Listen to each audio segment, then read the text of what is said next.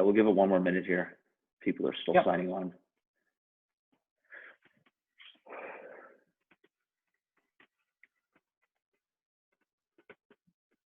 Only the dedicated group arrives on time, right?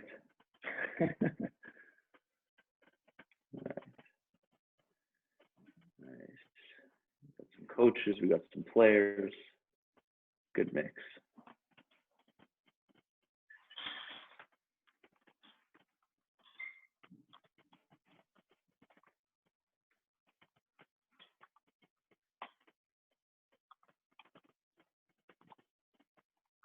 All right.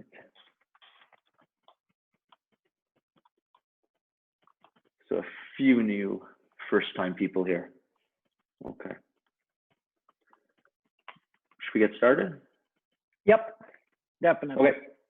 Okay. All right, guys. Thanks for joining us again today.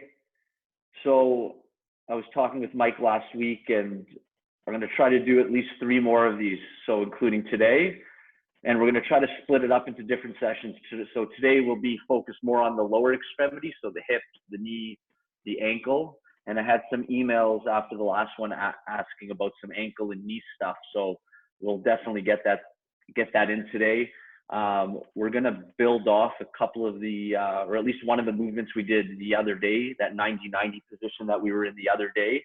And we're going to try to target some other areas using it as well. Like I said last day, and for the new people here today, if there's experiencing any pain during this, please stop doing it. And obviously, if the pain is quite bad, go see a healthcare practitioner, chiro physio, or whoever it is that you see. I don't want any pain with this. So these exercises that we're going to go through today, again, you can apply this to be part of your warm-up, or you can put this in as part of your training. So for the coaches out there, if you want to implement it into the already pre-existing warm-ups or training programs, their off-court work that they're doing, feel free to do it. With regards to sets and reps, I always get that question, and the answer is it depends. It depends on your intent and what you're trying to achieve. So you got to, listen to the cues of your athletes and the players that you're working with to determine, okay, is this too much? Is this too little? We spoke a little bit about last time about the minimum effective dose. So meaning you want as few exercises as you can, but as many as you must, okay? We don't want to fatigue our athletes out before they step onto the court, but you want them to be prepared to do what the tennis game asks of them. So again, that is extremely important with regards to that. A lot of these exercises, if you're struggling with them, there are ways to modify it. I'll try to go through some of those ways if you can't get into certain positions, in particular the 90-90 position.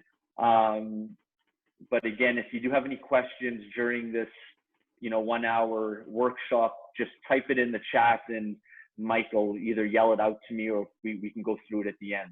All right. So for the new people here again, Bryon Weinberg, I'm a chiropractor in Mississauga, Toronto, Etobicoke area at High Point Wellness Center. I'm a chiropractor for the Toronto Argonauts, and I work with a lot of tennis players, some that I can see here today. So my background was tennis. Again, I played Division I college tennis, and I was also a hitting partner for a bunch of players, including Roger Federer and Serena Williams and Stan Wawrinka and a bunch of other players as well.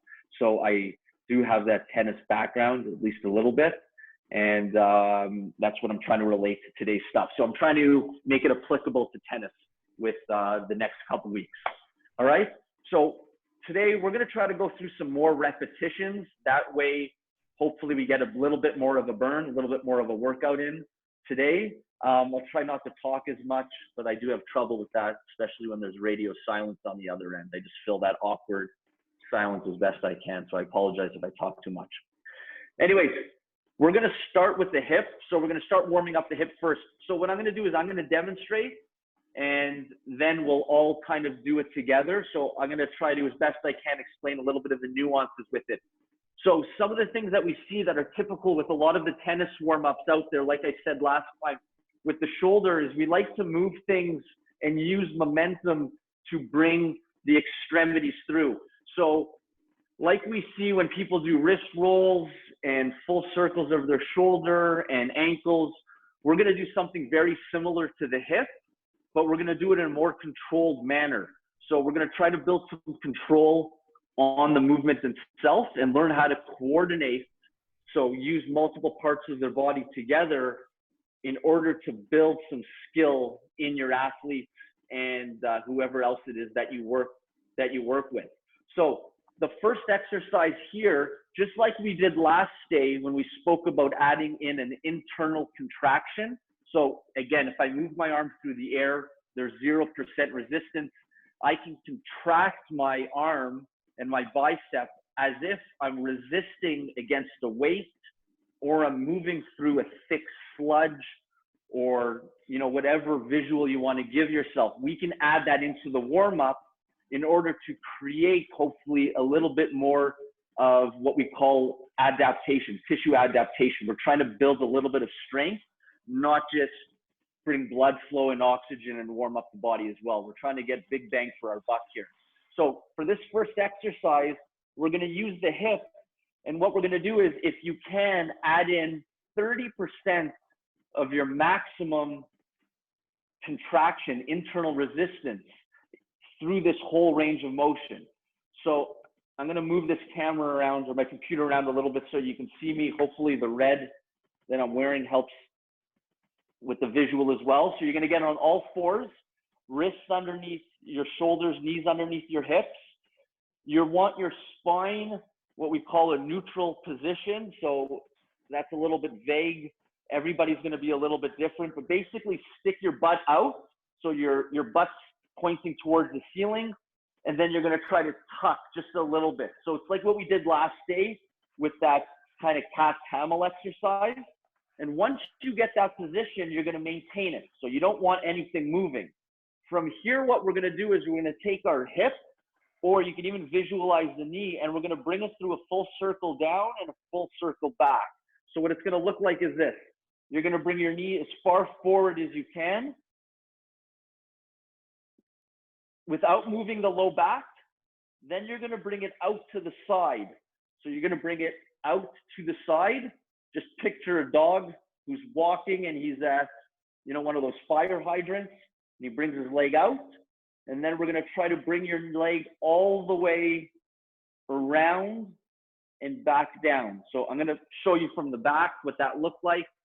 Forward, out to the side, all the way up, and then down. And then you're going to reverse it. You're going to bring your heel to the ceiling.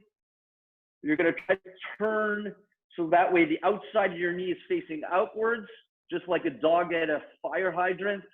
And then you're going to bring it back around. So we're taking our hip and we're moving it through a full circle, which is extremely important for tennis players and any other athlete that's out there, because we want to make sure that we warm up our joints through its entire range of motion. So we're going to all do this together. I'm going to move around. That way you can see different positions, hopefully through this camera angle. And Mike, you can yell out if anybody's having difficulty seeing it, but we're going to do it together. So everybody on their hands and knees. If the knees hurt, put a pillow underneath. Wrists underneath your shoulders, knees under your hips. If it hurts the wrist, go up on your knuckles.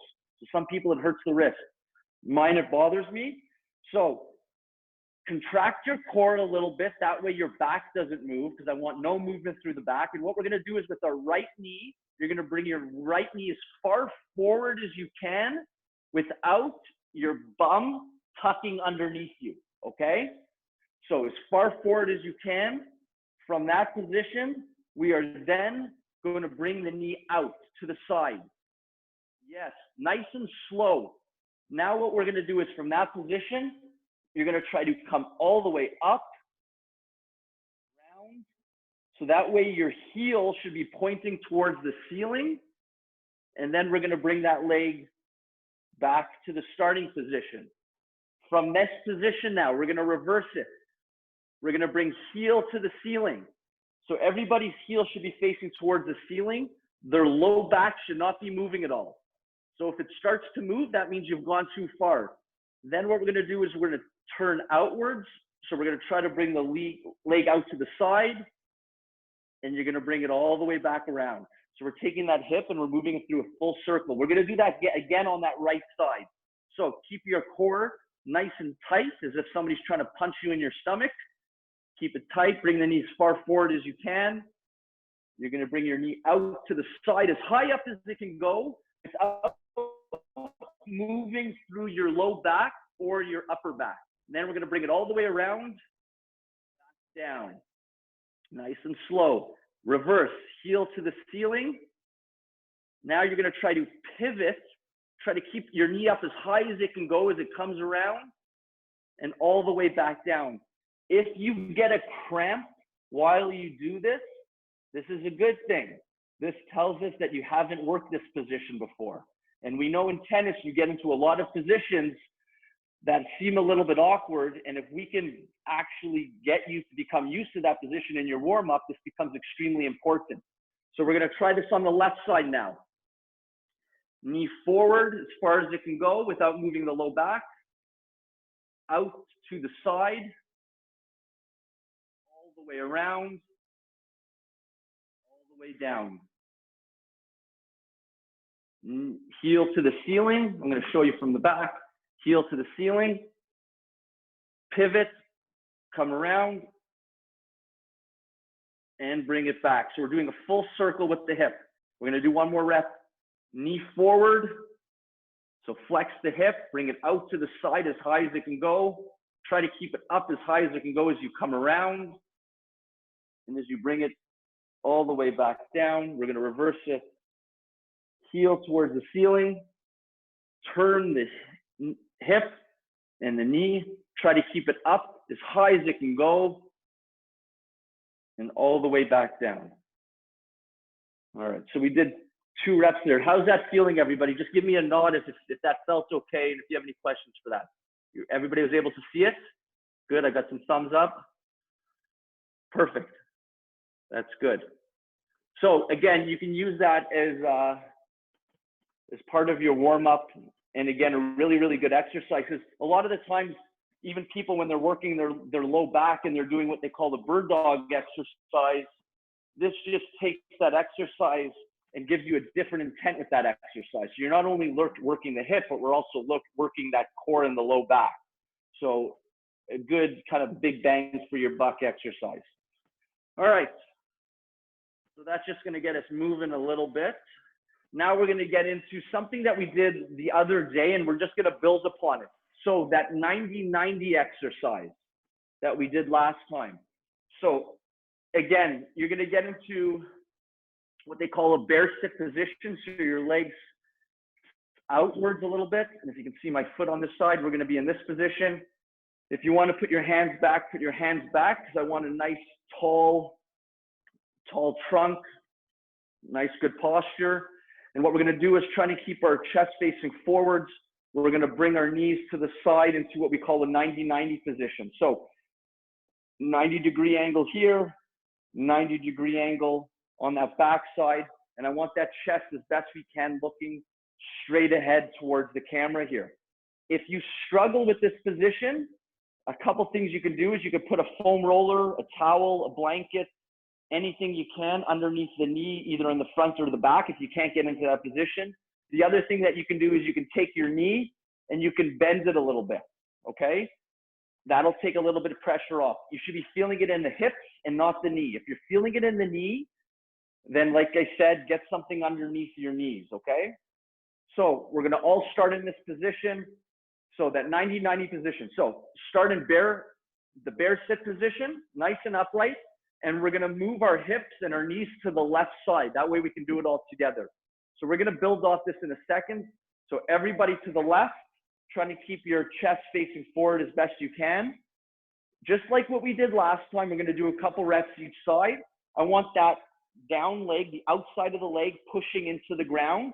So drive that knee, drive your ankle into the ground at about 70 to 80% of what you can actually contract without shifting your body. Once you push that in, we're gonna do this together. We're gonna raise this knee. So we're gonna pivot on your foot. And we're going to raise this knee up as high as it can go, and then back down. Now, like we spoke about at the beginning, add in some internal resistance. So pretend like somebody's resisting your leg as you're going through that range of motion, okay? So we're gonna do it together.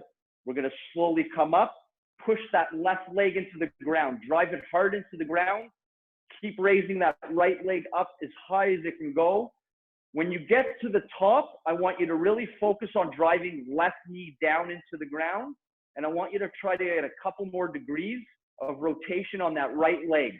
So really try to push, push, push, and pull at the same time with that right leg.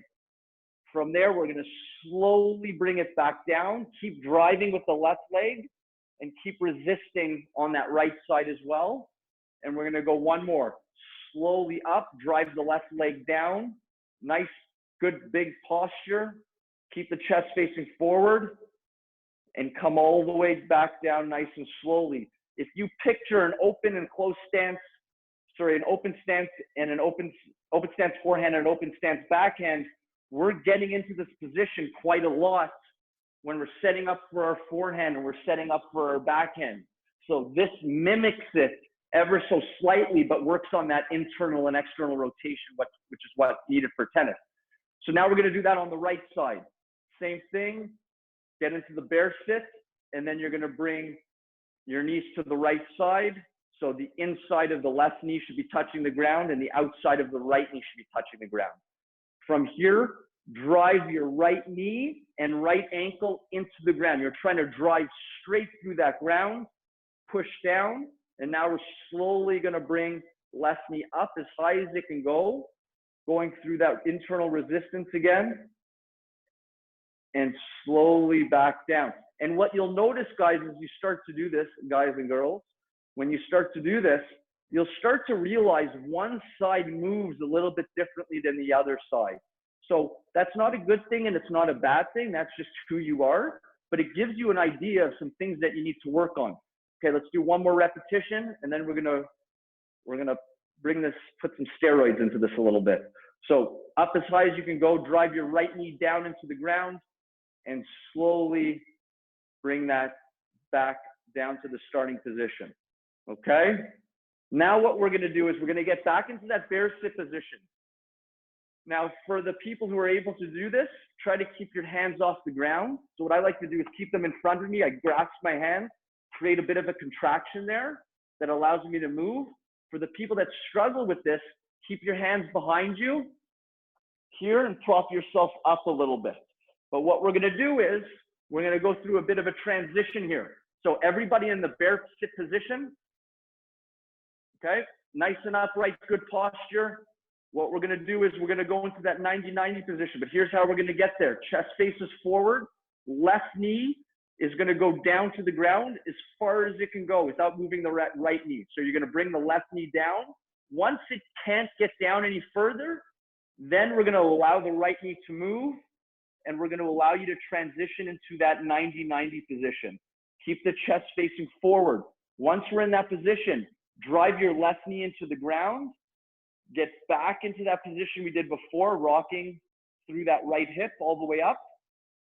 Now, once you get to that end, now you're gonna let that left leg come back.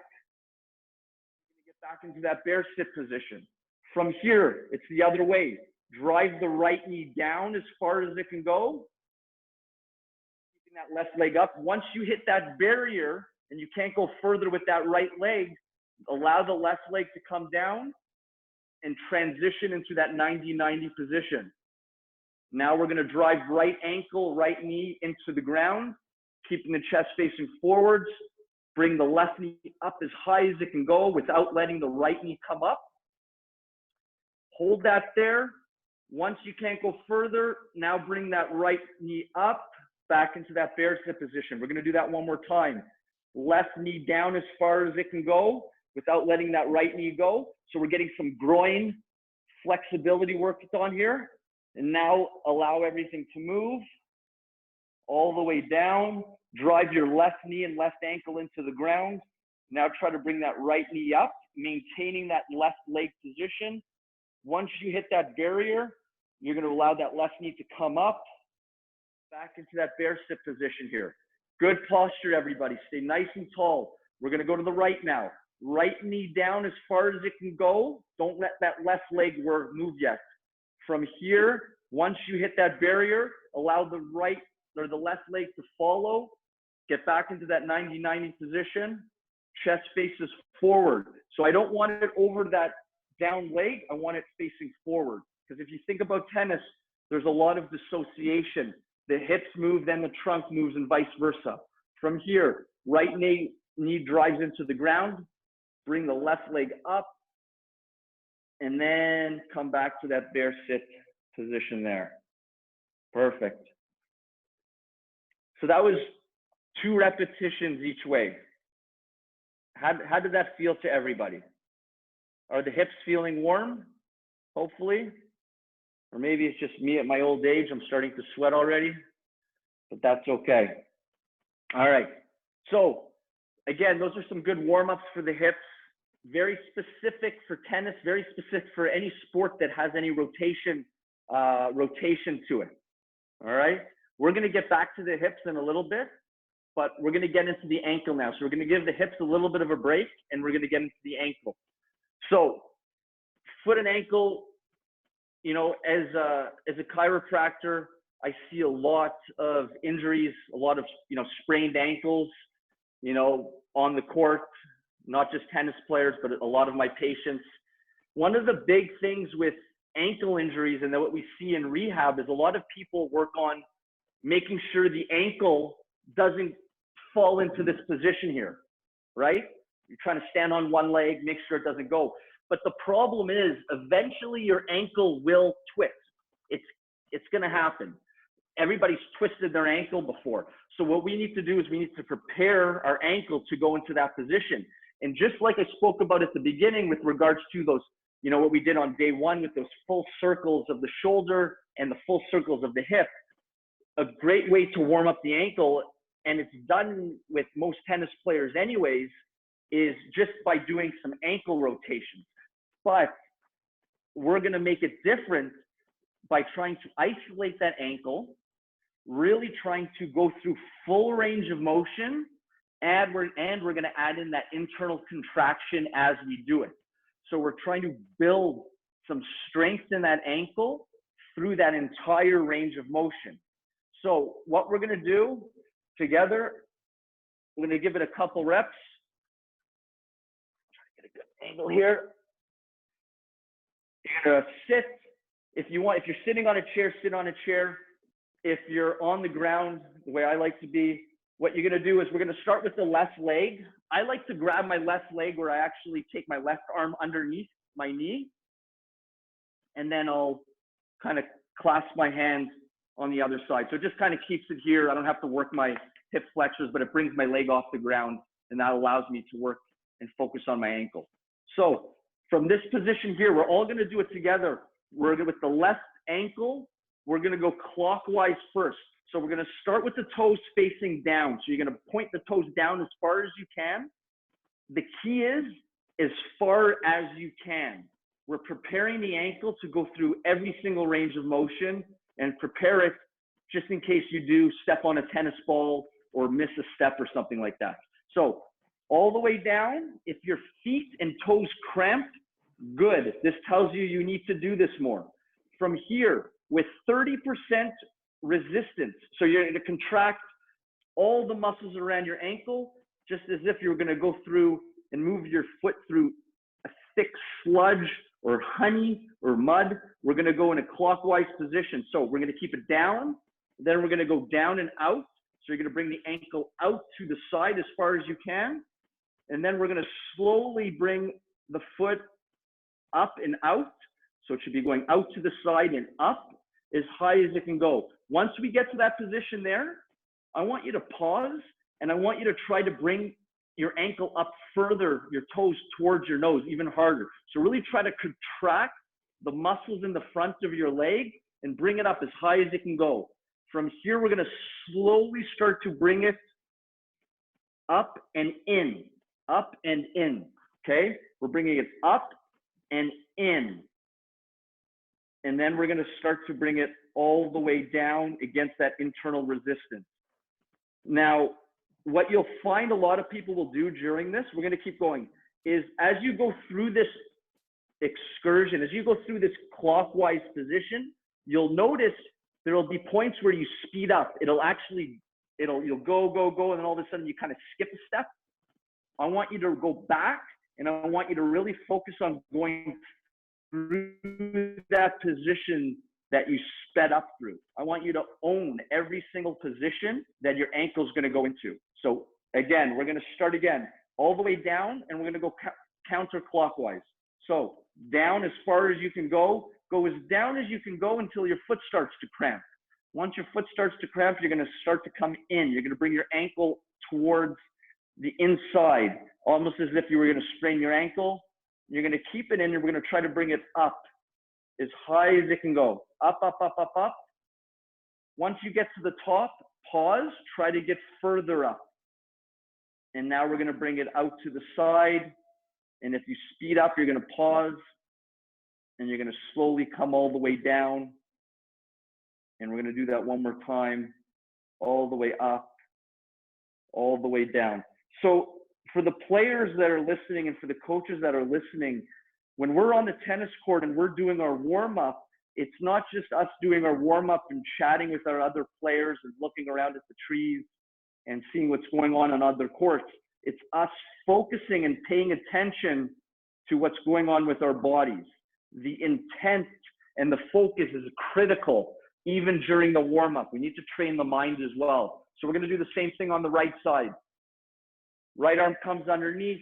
You can either grab the opposite arm, or you can even kind of cross it however you want. We're going to start down. We're going to go clockwise. So down, and we're going to go down and in. Slow against resistance. You're scouring all possible ranges of motion with that ankle. If you've sprained your ankle before, chances are that ankle's not moving as well as it can be if it wasn't rehabbed and if it wasn't treated properly. I see this all the time with my patients where they've had an ankle sprain a couple of years ago and they're lacking a lot of range of motion with their ankle, which is not good for a lot of other parts of their body.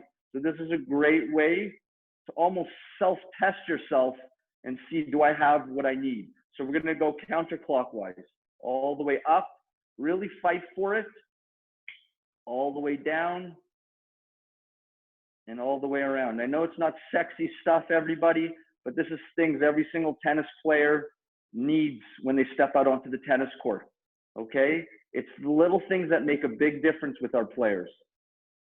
And back around, all right? So you get the idea from it.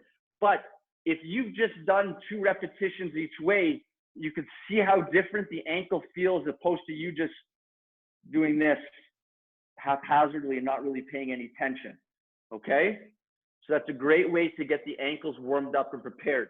Now, like I mentioned before, I treat a lot of athletes who have sprained their ankles and they lose range of motion after they have sprained their ankles. And the typical range of motion that's lost is this, is what they call dorsiflexion, this motion, okay? It's that motion that's typically lost. And if you lose that range of motion as a tennis player or as a human being, what we've noticed is it puts a lot more stress on your knees, your hips, and your low back. So there's a huge impact when you twist your ankle. It's not just pain, but it's making sure that you rehab and you get it assessed and treated properly, because we want to look higher up in the kinetic chain to make sure that in the future, you're not putting yourself at more risk for certain injuries or even pain. So what we're going to do with this little drill here is we're going to try to increase this, what we call dorsiflexion, this range of motion here. So what we're all going to do is we're going to get into, they call it an army sit position. So basically you're going to sit on your one leg and you're going to keep the other leg back. So I'm in this position. If this position's bad and you want to come up here, be my guest and come up here. But we're going to sit on that, we're going to stay on that leg. So I'm going to try to show it on the right leg. So what we're going to do with the right side, we're going to keep our heel on the ground. We're going to keep our toes on the ground. And I want you to keep your knee over top of your second toe. So I don't want your knee coming in. I don't want your knee coming in, and I don't want your knee coming out. I want that to come forward right over top of that second toe, okay? Everybody, if you're wearing shoes, this is a great one. And most kind of static-based exercises, I like a barefoot. That way you can actually feel what's going on in your foot. So in this position here, and again, if you want to come up, you're going to bring your knee as far forward as you can before that heel starts to come off the ground, okay? So what you should feel is a stretch on that back side. If you're feeling discomfort or pain on that front side, back off a little bit. That's typically not where you're supposed to feel it. It should be felt on that back side. If you're feeling it on the front side, there might be just a little bit of tissue that's sensitive. So back away from it from now. And obviously, if it's still bothering you, get it checked out later. But what we're going to do is we're going to lean as far forward as you can with that knee. I'm keeping a good posture. So I want yourself nice and upright. And I'm leaning as far forward as I can until my heel's about to come off the ground. You're going to hold that stretch typically between 1 minute and 2 minutes. Okay? You can hold it up to 2 minutes. 30 seconds is not enough in order to increase some range of motion, or at least, you know, make it stick as well as you can by holding it for a little bit longer. So we're going to assume that we've held this position between 1 minute and 2 minutes. Once we've hit that mark, what we're going to do now is just like as if you were going to step on a gas pedal with your foot, without shifting, you're going to try to drive the balls of your foot into the ground. So it's almost like you're trying to start a car. So I'm going to push my toes down into the ground. So I'm contracting your calf muscles by doing that. And you'll feel it in your foot as well. So without moving your body and without moving this angle, I want everybody to push their toes into the ground as hard as they can. And we're going to hold that for 10 seconds.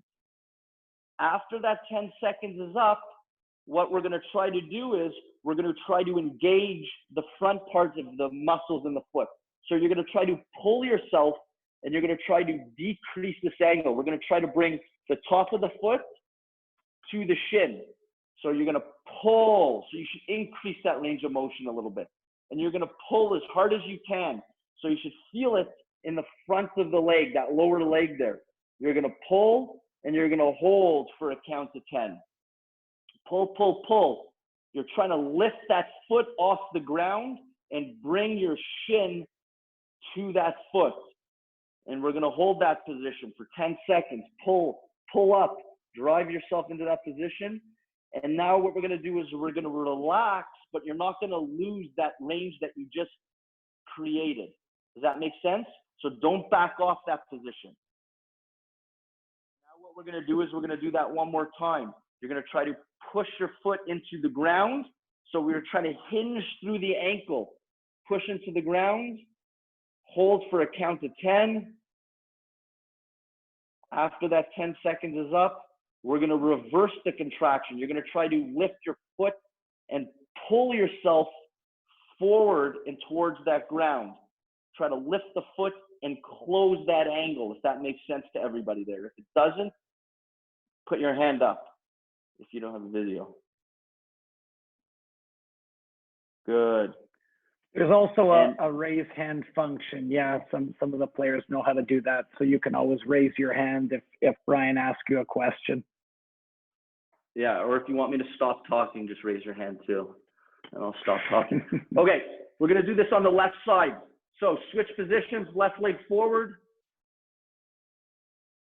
Keep the heel on the ground. Good posture. Try to decrease that angle. Hold that stretch. We're going to hold it just for time's sake here for another 10 seconds. Again, I'll show you the position I'm in. If you can see, I'll try to back myself up a little bit. Hold that position, everybody. There we go. That's actually better. From here, once we're at that position, now what we're going to do is we're going to try to push that foot into the ground. So we're isometrically, we're trying to start a car, just like a gas pedal. push down into the ground without moving and shifting. So push, 10 seconds. Once that 10 seconds is up, now we're going to try to bring these two pieces together, the top of your foot and your shin. You're going to pull, try to raise that foot off the ground and pull yourself forward. We want to increase that range of motion. Pull hard, okay? About 80% of what you can actually do. You should really feel a workout in the front of the shin there. Pull, pull, pull, and relax and maintain that position. So again, typically we would hold this stretch again for another minute to 2 minutes, but for time's sake here, we're gonna add in another contraction. We're gonna start that gas pedal. We're gonna push that foot down into the ground. Everybody can see what my hand's doing. That's what I want with the foot.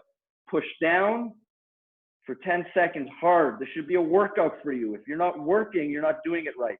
Push hard down, keep going. Now we're gonna reverse the contraction. Try to lift your foot off the ground. You shouldn't really be able to lift it, but you're trying to pull yourself further into the stretch. Pull, pull, pull, pull, pull. Try to lift that foot off the ground. Nice big posture and relax. Good. So if you guys did it right, you should be feeling that front of the shin. It should have been working, because what we were trying to do is we're trying to increase this range of motion, which is typically lost with a lot of players who have injured or sprained their ankle before. Okay? This is a good exercise. I see somebody said anything for Achilles specific. That's actually a great exercise for the Achilles as well, because you're putting it in a stretched position and you're adding a contraction to it. So as long as it doesn't cause any pain, it's still targeting that Achilles issue as well. So for the athletes here, for the kids here that are watching this, that are going through a growth spurt, and you notice you're losing a little bit of your flexibility, this is a great little drill for you guys to do before or after every single practice, okay? And you just hold it. You do about two sets. So hold for a minute to 2 minutes, contract down, pull up for 10 seconds each, hold for another minute to 2 minutes, and then do the contraction one more time. And you do that on each side, okay? So a great little drill for the foot. All right. So what we're going to do now is we're going to get back into the hip, because I always like to say hips are king and queen. You need good hips to play tennis. If you look at the Federers, you look at the Kleisters, you know, the Nadals, the Djokovic's, they have really good hips. They're able to move well through the hip. And that's where a lot of our rotation comes through when we're playing tennis. So this next little drill here, again, I would say this is more of a workout as opposed to like a warm-up, but feel free to use it nonetheless if you would like.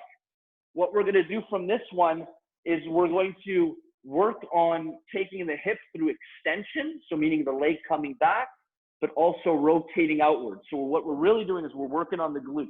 We're working on the glutes, we're working on the hamstrings, but what I don't want to see with this one, guys, is I don't want to see a lot of movement through the stomach and the back. So I don't want to see this. I don't want to see your ribs coming up, okay? So to position yourself for this one, and I'm going to demonstrate it from a couple angles, is you're going to go face down, okay? Both legs flat. Your head can be into the ground. I'm going to show this a couple different ways, okay? Just so you can see it.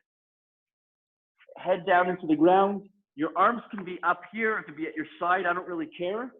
You're going to contract your core. That's going to bring your ribs down. You're going to bend one knee to 90 degrees. So my other leg is straight, but my right knee's 90 degrees. My heel is facing the ceiling. So I'm going to demo this. So just watch. What we're going to do is we're going to raise the heel to the ceiling as high as you can before your low back starts to move. I want no movement in the low back. From here, you're going to try to bring the knee to the side, all the way up to the side, and then you're going to come all the way back. So essentially, I'll show you in a standing position just so you can kind of see what I'm doing is picture me face down. I'm bending one knee here. I'm bringing it into extension. And then I'm turning and I'm trying to point the groin, that inside of the leg, towards the ground until I get to 90 degrees. And then I'm coming all the way back down. Okay? So I'll try to show from a different angle or from behind one more time, and then we're all going to do it. This angle is good. So we're going to bring it up, keep the ribs down, core tight, heel to ceiling. You're going to try to bring it out to the side as high as you can go. What I don't want is the body rotating like that. As best you can, try to keep that down. So up, rotate, and back. Does everybody just raise your hand or write something if you couldn't see that properly? Everybody's good? Mike, how does that look, okay? Okay, so we're all going to do it together. Sorry, go ahead. Yeah, no, I think it was good. So we're all going to do this together here. We're going to go on the left leg because I don't want my right glute to cramp on camera here. If it cramps, good. That is a good thing. If it's painful, not good. No bueno with that. So what we're going to do is we're going to bend our left leg to 90 degrees. I'm going to do it facing this way. Left leg to 90 degrees. Keep your core tight, so ribs down. Don't let your low back move. From here, heel to the ceiling as high as it can go. Once you're there, try to go a little further, but without compensating through your low back. Now what we're going to do is we're going to try to bring our left knee up to your left elbow or armpit. So we're going to bring it out to the side. Try to hover it off the ground. Don't let it touch the ground. Some people might have to slide it. If you have to slide it, slide it. But for everybody else, try to keep it up. Hold. Come and bring it around and back down. So that's one repetition. We're going to do another 2 on the left side. Heel to the ceiling. Now we're going to pivot. Try to keep that knee and groin off the ground up to about 90 degrees. And then back, up and around. One more time. Up, turn, hold, and back to the starting position. So that's 3 repetitions. If it becomes really tough, obviously, if you're doing this as a warm-up, you're not doing too many of these. We're going to do the same thing on the right side. Heel to the ceiling, so bend your right knee 90 degrees.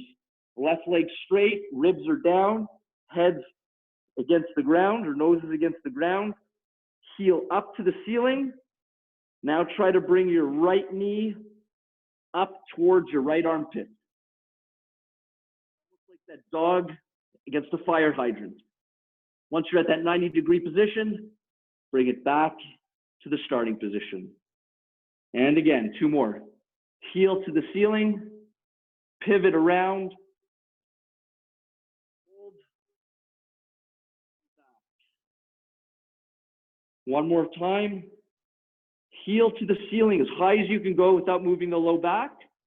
Now we're going to try to pivot, keep the ribs down. Don't shift your trunk and your low back. Hold. Back all the way around. Whew. All right, take a second here. How did that feel for everybody? Did everybody feel that? Was that, hopefully that was, if that was easy for you, kudos, because that's not an easy thing to do. But again, this is very important for tennis because we have to learn how to take our hip and bring it through various ranges of motion. So that's a great drill, not just for that, but it's a great drill because it teaches you how to move your hip independently from your low back, okay?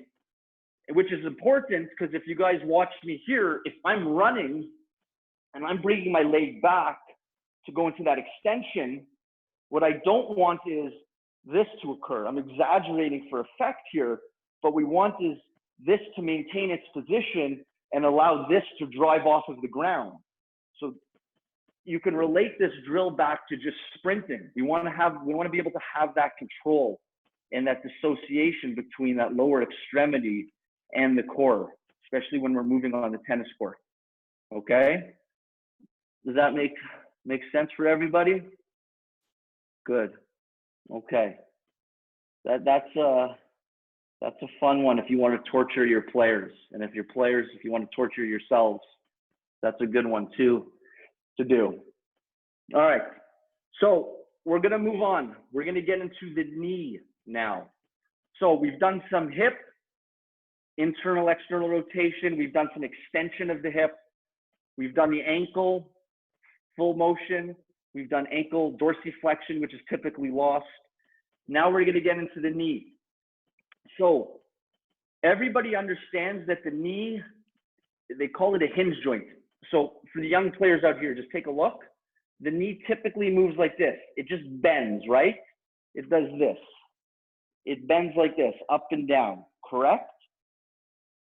But what the knee also does, and what I find is neglected a lot from not only a warm-up standpoint, but also a rehab standpoint. So people, again, I see patients who come in who have had surgery on their knees or have had knee injuries or have hip issues.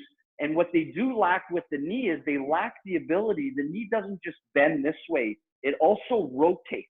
It rotates side to side. So if you're sitting by yourself right now, just sit in this position, take your middle finger. I'm not giving you guys the finger here, but take your middle finger, put it on that bump on that lower leg.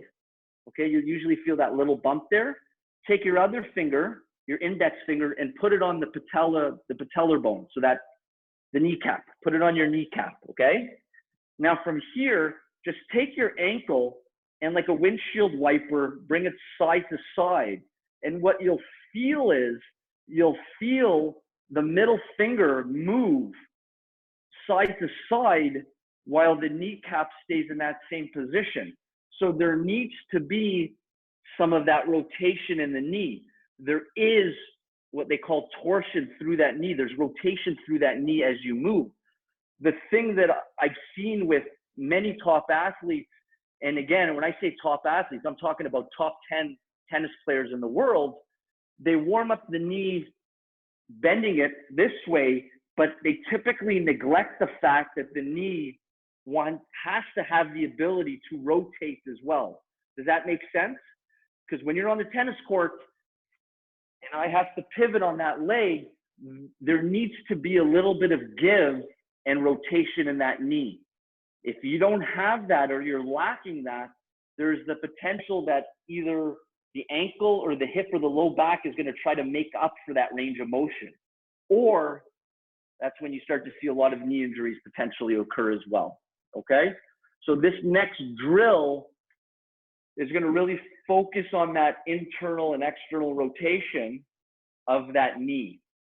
And I know everybody here right now loves that 90-90 position that we've been in for the last little while. So we're going to get back into that 90-90 position, but I'm going to make it easy on everybody for this 90-90 position. Instead of keeping your chest facing forwards, what we're going to do is you're going to look over top of the front leg. So we're all going to put our right leg forward and our left leg back in a 90-90 position.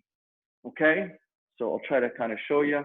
90 here and 90 degrees there. So I'm in this position. My chest is overlooking that right leg. So my chest is right above or kind of staring down the line of my right knee. Okay? Again, if it hurts the knee or something, bend the knee, bend the back leg, or put something underneath the knee if you can't get into the position and you're feeling a lot of tension in that knee, because it's not meant for the knee. You shouldn't be feeling a lot of tension in the knee with this. Okay? Again, if you're lacking this range of motion of the hip, it's not a good thing. It's not a bad thing. It's just something to be aware of, and maybe that's your limitation, or maybe that's something that you need to work on as well. If you're a young tennis player who's watching this right now and you're lacking that range of motion and you don't have an actual structural problem, then this is, so when I say structural, I mean like some bony change that you have, then this is something that you need to really work on, okay? This is something that you need to be able to achieve. This will help from an injury standpoint, but it will also help from the performance standpoint. You want to be able to get a 90-90 position quite easily. All right, so everybody's in that 90-90 position. What we're gonna do is we're gonna keep our ankle at 90 degrees as well, okay? So I don't want you down here. I don't want you all the way up. I want 90 degrees. 90 degrees in the front, 90 degrees in the back. What we're gonna do from here, if I can get this angle going here. What we're gonna do from here is we're gonna bring our knee, like I spoke about in rotation. So first thing we're gonna do is we're gonna keep our toes, the toe part, on the ground. And what we're gonna do is, without shifting, without lifting your knees off the ground, we're gonna all raise our heels off the ground on the front leg and on the back leg. So raise the heels up. So what you'll notice is the back leg lifts a little bit further than that front leg. So you see how the heel's coming off and back down. So what you'll notice is usually there's more internal rotation. So that lower leg typically can move more internally inwards as opposed to outwards. So that's normal. That's not a bad thing. So what we're going to do is a couple reps together for that knee. So 90-90, right leg forward, looking over that front knee. You can keep your hands on either side of your leg. And what we're going to do is we're going to raise our heels off the ground. So heels off the ground, which rotates through the knees, and slowly lower them. And again, heels up towards the ceiling and slowly down. If you want to add in an internal resistance, pretend like somebody's pushing against you, and you're going to slowly fight to raise up and fight to raise down. Again, guys, this might not be the most sexy exercise for you, especially you juniors, but this is very, very important, okay? So now we're gonna do the reverse. We're gonna raise our toes off the ground. So we're gonna try to keep the heel on the ground and raise the foot off the ground. So raise up and back down. And again, there's not gonna be tons of motion, but there should be some. And down. And up and back down. All right, we're gonna switch 90-90. So left leg in front now, right leg behind, overlooking that left side. Hands can go on either side of their leg. Keep your chest nice and upright. Ankles at 90 degrees. And we're gonna start with raising the ankles up. Ankles up and back down. Ankles up and back down. Ankles up. Can't tell if you guys can see that there, but you're looking at something. Up and down. Good. Now we're going to reverse it. Now we're going to go toes up. So 90-90, toes up. So really try to keep that ankle at the same position and try to really rotate through that shin bone to bring those toes up, and the heel stays on the ground and back down. You're doing it on the front leg and the back leg. Back down. And two more times up. Really fight for it, guys. Try to really get that range of motion. You should be working quite hard for this. If you're just kind of flimsy and Gumby-like, you're not going to get the most out of it. Raise up. Fight for every single degree of range of motion here. And slowly back down. Excellent. Good, good. How'd that feel? Okay? Okay. Hopefully everybody, again, I can't stress that enough, the importance of doing that little drill there. It's a great warm-up, really gets the knees going, you know, especially for the tennis players there. All right. We're going to do, we've got hopefully time for maybe one more. What we'll do is we'll do one more drill. If you guys have your shoes or like a tennis ball or like a remote control, something handy that you can, even your phone that you can put down. If you don't have something handy, don't worry about it. But I'm going to demo it with a pair of shoes. What you're going to do is you're going to go into a sitting position. So you're going to sit with your legs out to the side. If you want to make it more difficult on yourself, you can almost try to get into that splits position. Once you're in your furthest position out wide, you guys can see me? Mike, how does that look, okay? Can you see me? Yes, that's good. Okay, so once you get as far out into that splits position as you can, you're gonna come in about 5 degrees. So just a little bit, you're gonna bring it back. So you're gonna back off a little bit. Then you're gonna take your shoes, you can take a tennis ball, a clicker, it doesn't matter, or you can just visualize like you have something there. And if you're a hot shot and you wanna make it more difficult, you could put it on the outside of your legs. If you wanna work your way up to that position, you could put it on the inside of your ankles there, okay? From here, you're gonna sit nice and tall. So for the athletes and coaches that have good control and strength of the hip flexors, you can keep your hands up in front of you, kind of clasp your hands together. For anybody else, you can prop yourself straight up. If that's still difficult, you can lean back on your hands a little bit as well. We worked on hip extension. We worked on hip internal, external rotation. Now we're gonna work on hip flexion. So in this position, the hips are already in a very shortened position, okay? It's already, the angle is closed off on itself, but we're still gonna work it in that position. So from here, we're gonna keep our right leg down off the ground. We're not gonna shift our body, and we're gonna raise our left leg up and back down over the object that you have. So everybody, we're gonna do this together. Get into the splits position, get as far out as you can go. Once you hit your barrier, bring it in ever so slightly. Take something or just visualize something on the inside or on the outside, okay? For this demo's sake, I'm gonna demonstrate it as if it was on the inside. You're gonna sit up nice and tall. Keep your core tight. You keep your hands here. We're gonna raise right leg off the ground without shifting, as high up and back down. So what I don't want is I don't want the leg to smash into the ground. Control it. So all the way down and then back and all the way up. So raise up as high as it can go, come across and slowly back down. And again, raise up. So if a tennis shoe, if you can get higher than that, then sit up straight. If you could still get higher than that, put something higher, get a tin of tennis balls and stack them up. And from here, up, out, and down. And again, we're training our body to be strong in the end range of motion. So we don't typically flex our hip this much in tennis, but if we ever do, you're gonna be ready for that position. And again, up, slowly down, and up, and slowly down. So we're gonna do the same thing on that left side, okay?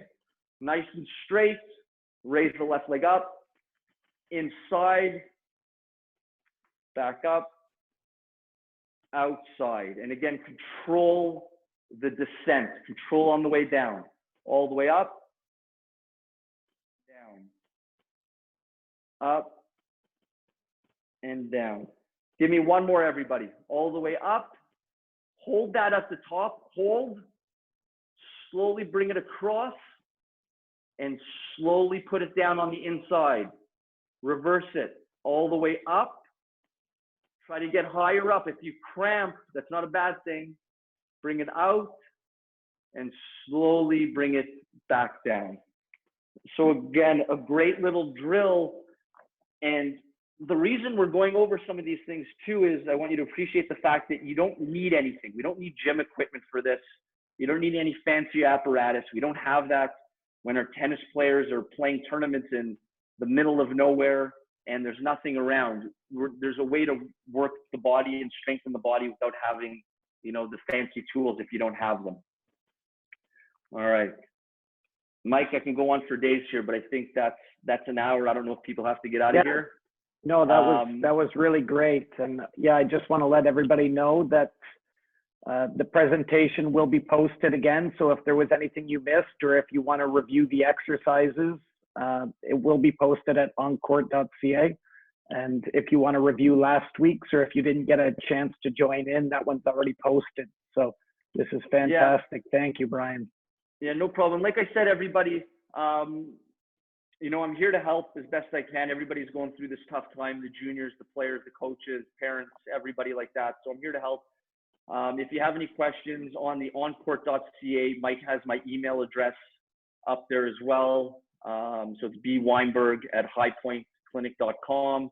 I post exercises, myself and my partner, on Instagram, Athletic Movement Assessment. So you can follow us there. We try to post a lot of stuff as well. Next week, we're going to do the upper extremity. So this was lower, this was hips, knee, ankle. Next week, we're gonna do shoulder, wrist, maybe some elbow stuff in there as well. And then in 3 weeks, we're gonna kind of try to put it all together, add some core stuff in as well. And again, the intent is hopefully you guys leave here with some new movements to do, some new thoughts, stimulate something. And for the players, guys, you know, especially the young ones, just keep working, keep practicing this stuff. You know, this is what all the top players in the world did when they were, you know, your age. They worked hard at this young age to set that foundation. So if you have any questions, I'll stick around here for a little bit so you could put it in the, I guess, the chat section for Mike, and I'll try to answer it. And as well as next week, if you have anything particular that you want me to maybe cover or touch upon that that is a little bit more unique or something, just shoot me an email or Mike an email and he can pass it on to me. I'm here for you guys. I'm here to give back to the tennis community and the players and coaches as best I can. So I hope you enjoyed it. Thank you very much for coming, and spread the word. You know, if you have other coaches or players that want to do it next week, just let them know. The more the merrier on this, okay? So appreciate you guys coming out. Perfect. Thank you, Bryon, and thank you everyone for joining.